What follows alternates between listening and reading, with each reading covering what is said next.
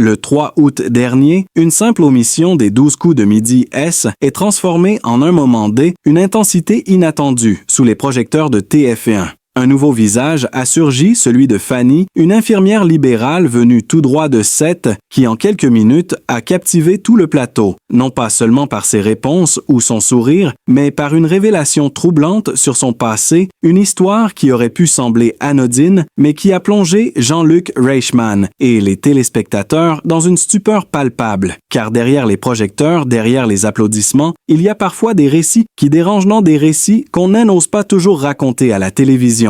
Et pourtant, ce dimanche-là, Fanny a brisé ce silence dès une voix calme mais ferme. Et ce qu'elle a dévoilé a fait vaciller les certitudes. Jusqu'alors, personne ne attendait à ce qu'une simple anecdote transforme l'ambiance légère du jeu en un véritable thriller de la vie réelle. Fanny était accompagnée de sa mère sur le plateau, mais à travers l'écran C et le regard gêné de son compagnon Pierre qui trahissait qu'une vérité plus complexe, apprêtait à émerger. Tout a commencé, il y a 20 ans, dans un café de Sète, une rencontre banale en apparence, mais qui allait devenir le point de départ D, une histoire où intuition flirte dangereusement avec obsession.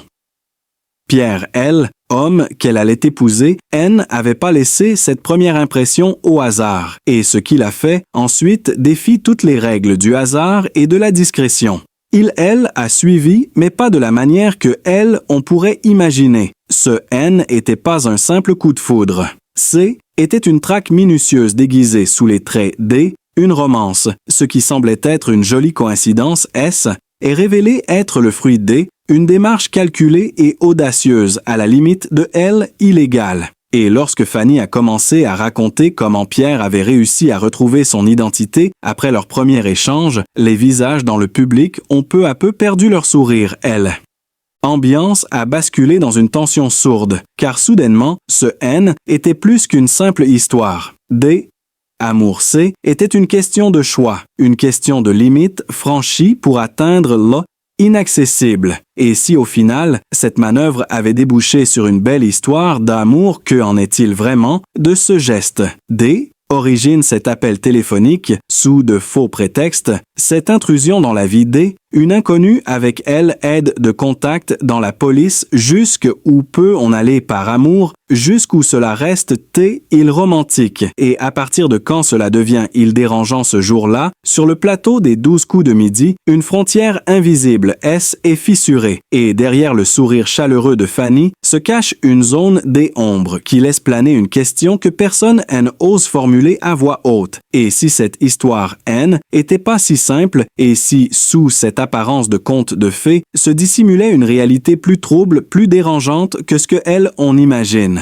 Et soudain, dans un silence presque irréel, Fanny a lâché cette phrase qui a glacé l'assistance. Ce n'est que plusieurs mois après notre première rencontre que J ai compris qu'il m'avait suivi pendant des semaines sans que je le sache pas de façon brutale. Pas de confrontation, mais une présence discrète dans les rues de Sète, sur les parkings près de mon travail, dans les cafés où J avait mes habitudes. Pierre était là toujours à distance, toujours invisible, mais il observait. Et quand Jean-Luc Reichmann a tenté de briser la tension par une boutade, personne n'a ri, car il venait de comprendre que ce récit était pas qu'une jolie parenthèse romantique, C était une spirale d'obsession maîtrisée, où chaque geste de Pierre avait été planifié. Et alors que les caméras continuaient de tourner, Fanny a poursuivi D, une voix qui vacillait entre l'émotion et la lucidité. Il savait où J habitait. Il connaissait les horaires de mes gardes de nuit, et pourtant je ne l'avais jamais vu, il n'était jamais venu. Frappé à ma porte, il attendait le moment parfait pour réapparaître comme si tout cela n'était qu'un jeu de stratégie. Et cette fois, le public retint son souffle, car la frontière entre l'admiration et l'inquiétude venait d'être franchie. Personne ne savait comment réagir, et pourtant ce qui suivit fut encore plus déroutant. Fanny a révélé que ce fameux coup de fil à sa mère n'était pas le premier. Pierre avait essayé plusieurs fois avant, mais il raccrochait dès qu'on répondait. Il écoutait les voix au bout du fil. Il cherchait à comprendre qui vivait avec elle. Et lorsqu'enfin, il s'est décidé à parler, il avait déjà rassemblé toutes les informations. Il connaissait son emploi du temps, ses amis. Il savait même qu'elle avait refusé une mutation pour rester à Sète. Ce n'était plus de la curiosité. C'était une enquête minutieuse, et ce qui bouleversa encore davantage le plateau, ce fut l'expression sur le visage de Pierre projetée sur l'écran. Il ne reniait rien. Il assumait cet acte qu'il qualifiait de romantique d'un autre temps, comme si traquer quelqu'un avec méthode pouvait encore être vu comme une preuve d'amour. Mais dans les regards échangés entre Jean-Luc Reichmann et le public, il y avait une gêne profonde, un malaise face à cette vision décalée de la séduction, et lorsque Fanny a confié qu'elle n'avait appris toute la vérité que plusieurs années après leur mariage, l'atmosphère s'alourdit d'autant plus, car ce n'est que par hasard, en retrouvant des notes dans un vieux carnet de Pierre, qu'elle comprit l'ampleur de cette traque des plaques d'immatriculation, des horaires des croquis de quartier de Sète, avec des annotations codées, tout était là un véritable dossier sur sa vie, avant même leur première conversation. Et pourtant, malgré cette révélation, malgré le frisson qui parcourait le public, Fanny répétait inlassablement qu'elle n'en voulait pas à Pierre, qu'elle voyait en lui un homme passionné, incapable d'aimer à moitié. Mais la question demeurait suspendue dans l'air. Peu ont justifié l'intrusion dans la vie privée par la seule force des sentiments. Et lorsque Jean-Luc Reichmann lui demanda si elle aurait accepté ce rendez-vous, si elle avait su dès le début ce qu'il avait fait, Fanny resta silencieuse pendant de longues secondes. Son regard perdu quelque part dans les souvenirs de cette époque, elle finit par répondre d'une voix brisée. « Je ne sais pas, je ne sais toujours pas aujourd'hui. » Et ce silence fut plus assourdissant que n'importe quelle révélation, car il dévoilait les fissures invisibles derrière l'apparente harmonie de leur couple.